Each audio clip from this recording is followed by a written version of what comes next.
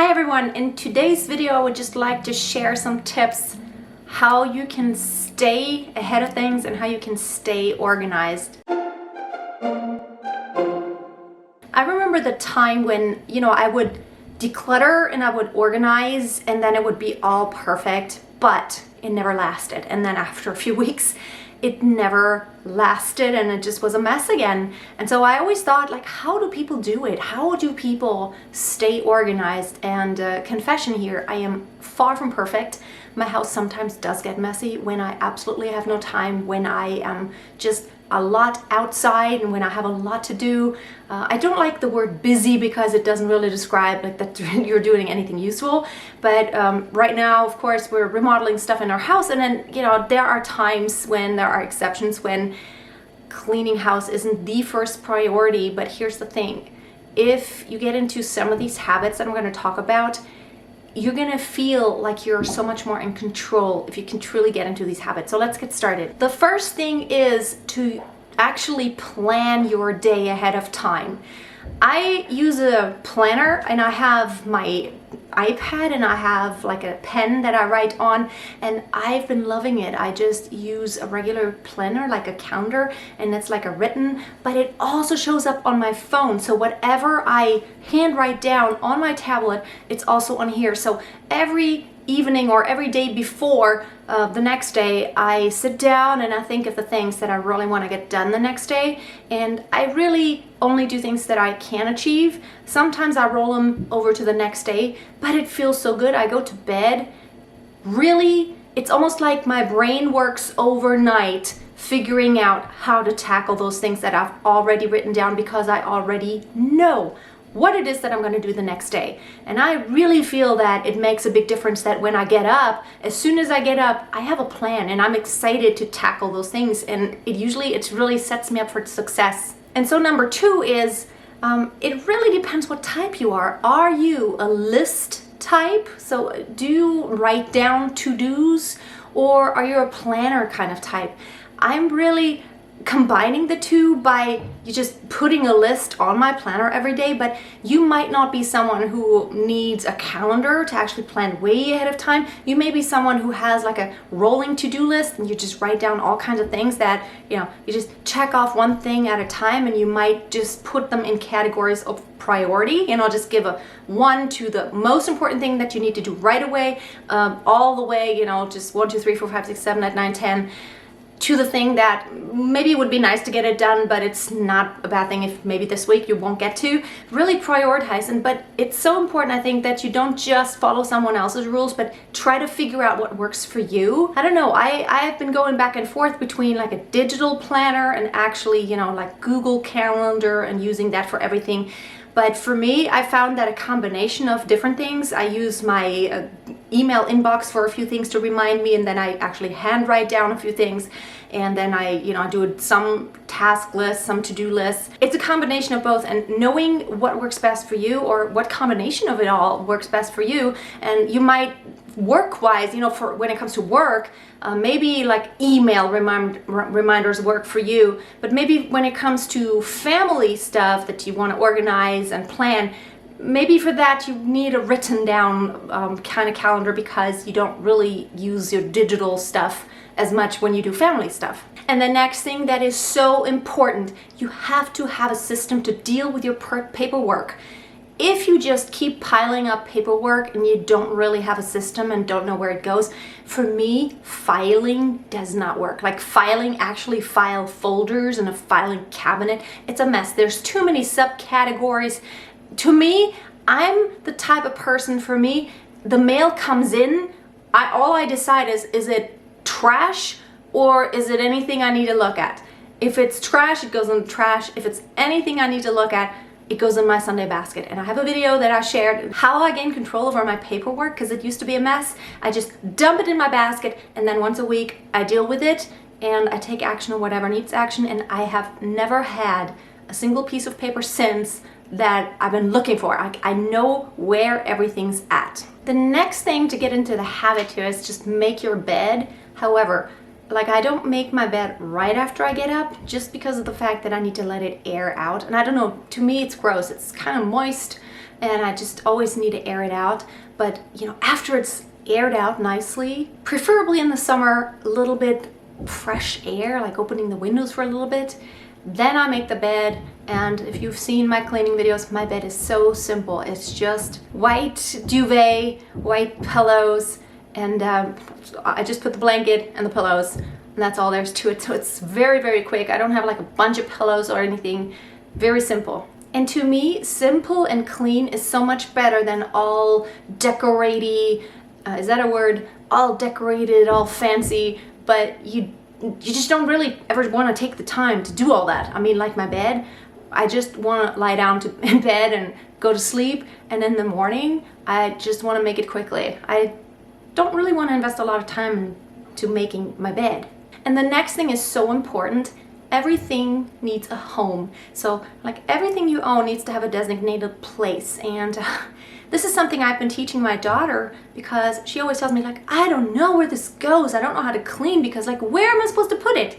Well, and I tell her like, you actually know all the Playmobiles go into this bin, and all your dolls go in this bin, and all your dolls' clothes go into this bin. I try to do the same. I try, you know, if I don't have a designated place, I'm asking myself, do I need to create a place? Is there even a place I can create in my house for this thing to store it?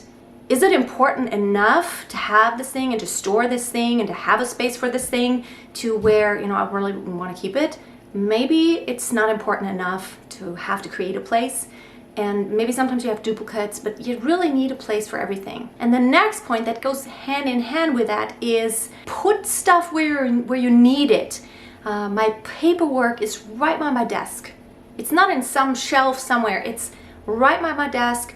Daily, probably I need to access some paper, or I have new papers coming in, and it's right close to my desk. And then of course my pencils are there, and of course when you cook, my spice drawer is exactly like right below my stovetop. So I never have to walk a single step to get my spices while I'm cooking. And my bed sheets, they're in my bedroom. They're in a little place. That's all there is in my bedroom. It's like my bed, my nightstands, and my sheets. Because when I put on new sheets, they're in the bedroom. I mean, why do I want to go out and put them somewhere else? I totally realize you may not have space, but I'm just saying, make it close to where you're gonna need it. And of course, this is a no-brainer, but I know I'm guilty of it too. Clean as you go. I pretty much do this when I cook. I try to put things away, clean the pan maybe so that I save space in the dishwasher. It only takes 30 seconds to clean the pan, a little bit of dish soap, and then put it away right away. Voila, it's out of the way. And you know, a pan is kind of a big thing, and I try to clean as I go. I'm the type of person, I can't think when there's clutter. I just can't. There are studies that actually show that we are more productive when we don't have to look at clutter. Our brains work so much better then. And the next thing is so important in the kitchen. You have to do the dishes. If you stay on top of the dishes, make sure your dishwasher, if you have a dishwasher, make sure you unload it immediately as soon as you can when it's done. Put it away so that you create the space to put the dirty stuff in. I know, especially when you have a large family, it can be such a challenge, but you may have to run this thing a few times a day even. But staying on top of the dishes, it just makes it easy to keep the kitchen clean. I think dirty dishes are evil.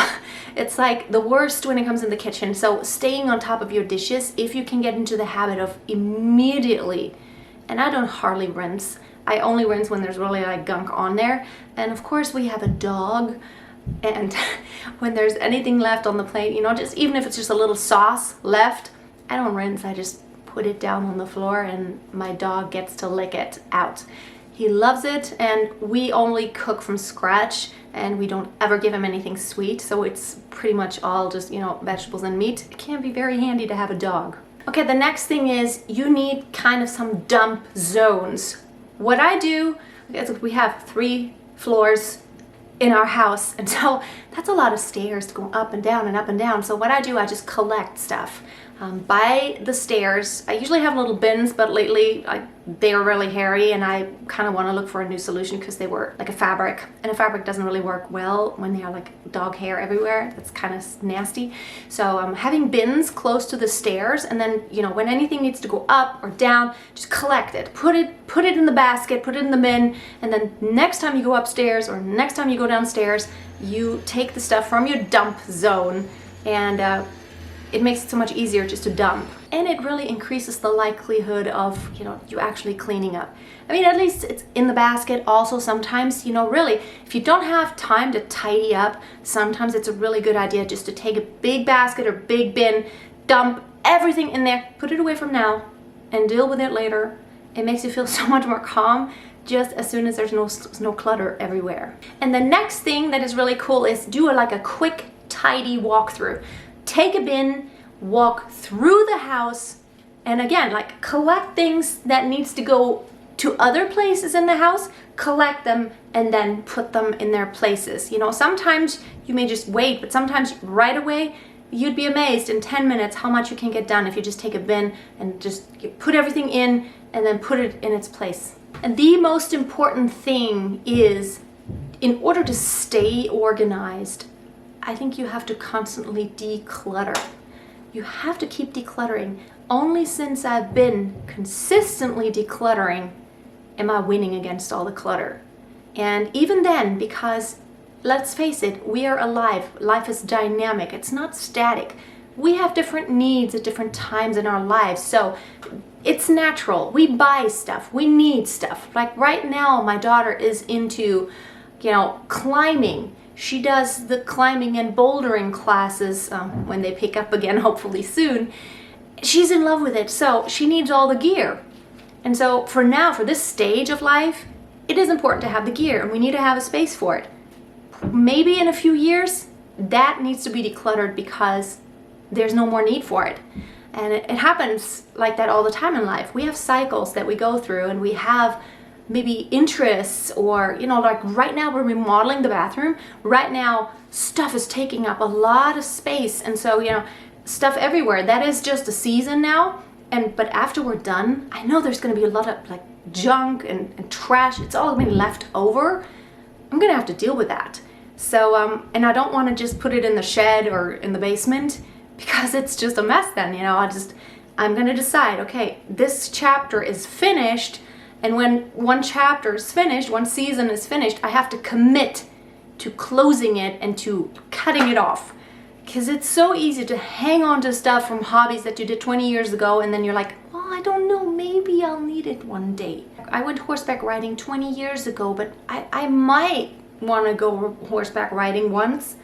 Well, if you do, you could borrow a pair of riding pants. You could just wear jeans or wear chaps. You know, it's this, you put this over your pants. You don't have to keep everything. So keep reassessing and keep decluttering. And lastly, really work on your own self-care, because I think your mental health, like when you mentally feel you're more in control, it trickles down in all areas of your life. Make sure you do take your time out and give yourself grace. You're only one human being and there's only so much you can do. Be realistic.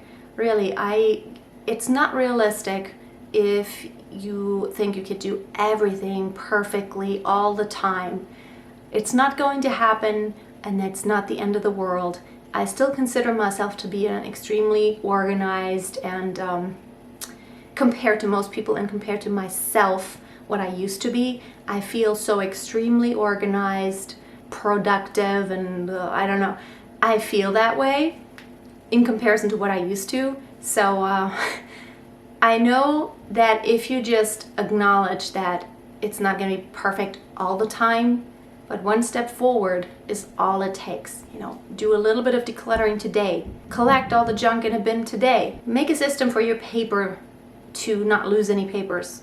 Make it tomorrow. You know, just do something. Do a little bit all the time, and it goes huge, huge ways. And on the way, you need to take care of yourself and give yourself grace. Thank you so much for watching today. There's gonna be more kind of talking videos probably in the next couple weeks, so I don't have that much time right now. Thank you for hanging out.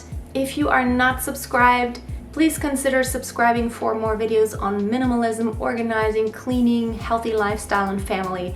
Until next time, be blessed and take care.